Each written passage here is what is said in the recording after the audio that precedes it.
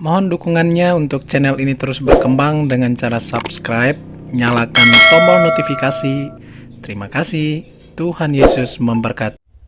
Lukas pasal 15. Perumpamaan tentang domba yang hilang. Para pemungut cukai dan orang-orang berdosa biasanya datang kepada Yesus untuk mendengarkan dia. Maka bersungut-sungutlah orang-orang Farisi dan ahli-ahli Taurat katanya. Ia menerima orang-orang berdosa dan makan bersama-sama dengan mereka. Lalu ia mengatakan perumpamaan ini kepada mereka.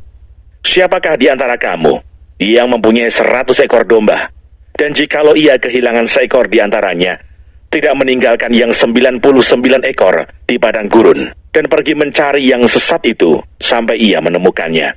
Dan kalau ia telah menemukannya, ia meletakkannya di atas bahunya dengan gembira, dan setibanya di rumah, ia memanggil sahabat-sahabat dan tetangga-tetangganya, serta berkata kepada mereka, "Bersukacitalah bersama-sama dengan aku, sebab dombaku yang hilang itu telah kutemukan. Aku berkata kepadamu, demikian juga akan ada sukacita di sorga, karena satu orang berdosa yang bertobat, lebih daripada sukacita, karena 99 orang benar yang tidak memerlukan pertobatan." Perumpamaan tentang dirham yang hilang. Atau perumpamaan manakah yang mempunyai 10 dirham? Dan jika ia kehilangan satu di antaranya, tidak menyalakan pelita dan menyapu rumah serta mencarinya dengan cermat sampai ia menemukannya. Dan kalau ia telah menemukannya, ia memanggil sahabat-sahabat dan tetangga-tetangganya serta berkata, "Bersukacitalah bersama-sama dengan aku, sebab dirhamku yang hilang itu telah kutemukan." Aku berkata kepadamu, demikian juga akan ada sukacita pada malaikat-malaikat Allah, karena satu orang berdosa yang bertobat. Perumpamaan tentang anak yang hilang. Yesus berkata lagi, ada seorang mempunyai 2 anak laki-laki. Kata yang bungsu kepada ayahnya, "Bapa, berikanlah kepadaku bagian harta milik kita yang menjadi hakku." Lalu ayahnya membagi-bagikan harta kekayaan itu di antara mereka. Beberapa hari kemudian anak bungsu itu menjual seluruh bagiannya itu, lalu pergi ke negeri yang jauh. Di sana ia memboroskan harta miliknya itu dengan hidup berfoya-foya. Setelah dihabiskannya semuanya, timbullah bencana kelaparan di dalam negeri itu, dan ia pun mulai melarat. Lalu ia pergi dan bekerja pada seorang majikan di negeri itu. Orang itu menyuruhnya ke ladang untuk menjaga babinya. Lalu ia ingin mengisi perutnya dengan ampas yang menjadi makanan babi itu, tetapi tidak seorang pun yang memberikannya kepadanya. Lalu ia menyadari keadaannya, katanya, "Betapa banyaknya orang upahan bapakku yang berlimpah-limpah makanannya, tetapi aku di sini mati kelaparan. Aku akan bangkit dan pergi kepada bapakku dan berkata kepadanya, 'Bapa, aku telah berdosa terhadap surga dan terhadap Bapa. Aku tidak layak lagi disebutkan anak Bapa. Jadikanlah aku sebagai salah seorang upahan Bapa.' Maka bangkitlah ia dan pergi kepada bapaknya. Ketika ia masih jauh, ayahnya telah melihatnya. Lalu tergeraklah hatinya oleh belas kasihan.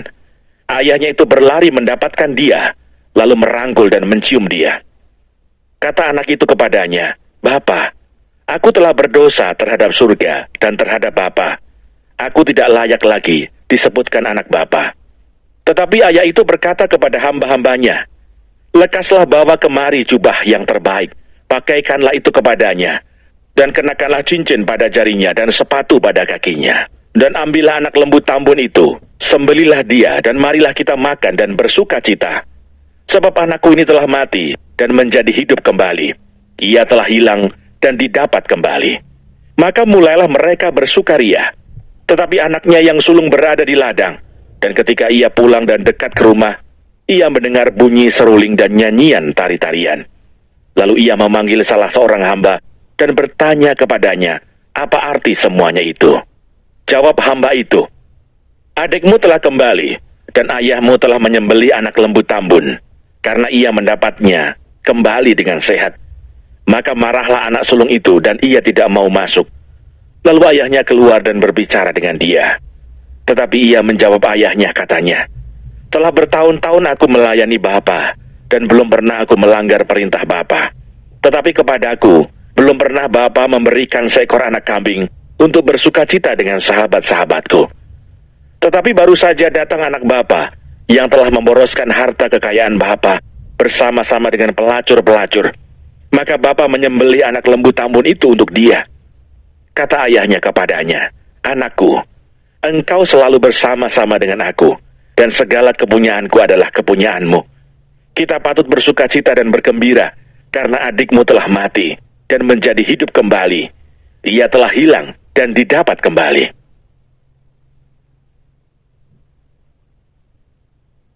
Lukas pasal 16. Perumpamaan tentang bendahara yang tidak jujur. Dan Yesus berkata kepada murid-muridnya, "Ada seorang kaya yang mempunyai seorang bendahara. Kepadanya disampaikan tuduhan bahwa bendahara itu menghamburkan miliknya. Lalu ia memanggil bendahara itu dan berkata kepadanya, 'Apakah yang kudengar tentang engkau? Berilah pertanggungan jawab atas urusanmu, sebab engkau tidak boleh lagi bekerja sebagai bendahara.' Kata bendahara itu di dalam hatinya, 'Apakah yang harus aku perbuat? Tuanku memecat aku dari jabatanku sebagai bendahara. Mencangkul aku tidak bisa, mengemis aku malu.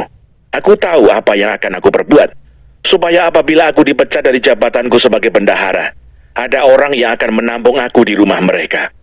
Lalu ia memanggil seorang demi seorang yang berhutang kepada tuannya. Katanya kepada yang pertama, 'Berapakah hutangmu kepada tuanku?' Jawab orang itu, 100 tempayan minyak. Lalu katanya kepada orang itu, 'Inilah surat hutangmu. Duduklah dan buat surat hutang lain sekarang juga, 50 tempayan.' Kemudian ia berkata kepada yang kedua, 'Dan berapakah hutangmu?' Jawab orang itu, 100 pikul gandum. Katanya kepada orang itu, 'Inilah surat hutangmu. Buatlah surat hutang lain, 80 pikul.' Lalu tuan itu memuji bendahara yang tidak jujur itu, karena ia telah bertindak dengan cerdik. Sebab anak-anak dunia ini lebih cerdik terhadap sesamanya daripada anak-anak terang. Dan aku berkata kepadamu, ikatlah persahabatan dengan mempergunakan mamon yang tidak jujur, supaya jika mamon itu tidak dapat menolong lagi, kamu diterima di dalam kemah abadi. Setia dalam perkara yang kecil, nasihat. Barang siapa setia dalam perkara-perkara kecil, ia setia juga dalam perkara-perkara besar. Dan barang siapa tidak benar dalam perkara-perkara kecil, ia tidak benar juga dalam perkara-perkara besar. Jadi, jikalau kamu tidak setia dalam hal mamon yang tidak jujur, siapakah yang akan mempercayakan kepadamu harta yang sesungguhnya? Dan jikalau kamu tidak setia dalam harta orang lain, siapakah yang akan menyerahkan hartamu sendiri kepadamu? Seorang hamba tidak dapat mengabdi kepada dua tuan, karena jika demikian, ia akan membenci yang seorang dan mengasihi yang lain, atau ia akan setia kepada yang seorang dan tidak mengindahkan yang lain. Kamu tidak dapat mengabdi kepada Allah dan kepada mamon. Semuanya itu didengar oleh orang-orang Farisi, hamba-hamba uang itu, dan mereka mencemoohkan dia. Lalu ia berkata kepada mereka, "Kamu membenarkan diri di hadapan orang, tetapi Allah mengetahui hatimu, sebab apa yang dikagumi manusia dibenci oleh Allah. Hukum Taurat dan kitab para nabi berlaku sampai kepada zaman Yohanes. Dan sejak waktu itu, kerajaan Allah diberitakan, dan setiap orang menggagahinya berebut memasukinya. Lebih mudah langit dan bumi lenyap daripada satu titik dari hukum Taurat batal. Setiap orang yang menceraikan istrinya, lalu kawin dengan perempuan lain, ia berbuat zina. Dan barang siapa kawin dengan perempuan yang diceraikan suaminya, ia berbuat zina." Orang kaya dan Lazarus yang miskin. Ada seorang kaya yang selalu berpakaian jubah ungu dan kain halus, dan setiap hari ia bersukaria dalam kemewahan. Dan ada seorang pengemis bernama Lazarus, badannya penuh dengan borok, berbaring dekat pintu rumah orang kaya itu, dan ingin menghilangkan laparnya dengan apa yang jatuh dari meja orang kaya itu. Malahan anjing-anjing datang dan menjilat boroknya. Kemudian matilah orang miskin itu, lalu dibawa oleh malaikat-malaikat ke pangkuan Abraham. Orang kaya itu juga mati lalu dikubur. Dan sementara ia menderita sengsara di alam maut, ia memandang ke atas, dan dari jauh dilihatnya Abraham, dan Lazarus duduk di pangkuannya. Lalu ia berseru katanya, "Bapa Abraham, kasihanilah aku. Suruhlah Lazarus supaya ia mencelupkan ujung jarinya ke dalam air dan menyejukkan lidahku, sebab aku sangat kesakitan dalam nyala api ini." Tetapi Abraham berkata, "Anak, ingatlah bahwa engkau telah menerima segala yang baik sewaktu hidupmu, sedangkan Lazarus segala yang buruk. Sekarang ia mendapat hiburan dan engkau sangat menderita. Selain daripada itu, di antara kami dan engkau terbentang jurang yang tak terseberangi, supaya mereka yang mau pergi dari sini kepadamu, ataupun mereka yang mau datang dari situ kepada kami, tidak dapat menyeberang. Kata orang itu, kalau demikian aku minta kepadamu Bapa, supaya engkau menyuruh dia ke rumah ayahku. Sebab masih ada 5 orang saudaraku, supaya ia memperingati mereka dengan sungguh-sungguh, agar mereka jangan masuk kelak ke dalam tempat penderitaan ini. Tetapi kata Abraham, ada pada mereka kesaksian Musa dan para nabi. Baiklah mereka mendengarkan kesaksian itu. Jawab orang itu, tidak Bapak Abraham. Tetapi jika ada seorang yang datang dari antara orang mati kepada mereka, mereka akan bertobat. Kata Abraham kepadanya, jika mereka tidak mendengarkan kesaksian Musa dan para nabi, mereka tidak juga akan mau diyakinkan, sekalipun oleh seorang yang bangkit dari antara orang mati.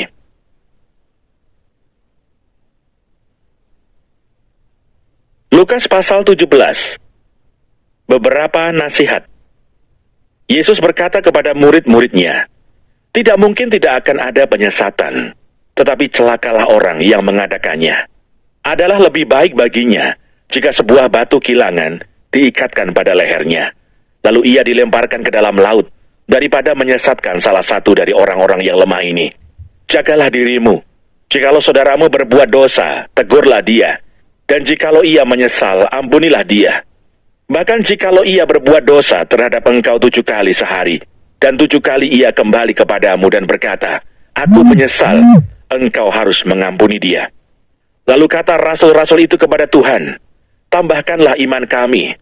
Jawab Tuhan, kalau sekiranya kamu mempunyai iman sebesar biji sesawi saja, kamu dapat berkata kepada pohon ara ini, terbantunlah engkau, dan tertanamlah di dalam laut, dan ia akan taat kepadamu. Tuan dan hamba. Siapa di antara kamu yang mempunyai seorang hamba yang membajak atau menggembalakan ternak baginya, akan berkata kepada hamba itu, setelah ia pulang dari ladang, mari segera makan. Bukankah sebaliknya ia akan berkata kepada hamba itu, sediakanlah makananku, ikatlah pinggangmu dan layanilah aku sampai selesai aku makan dan minum. Dan sesudah itu engkau boleh makan dan minum. Adakah ia berterima kasih kepada hamba itu, karena hamba itu telah melakukan apa yang ditugaskan kepadanya?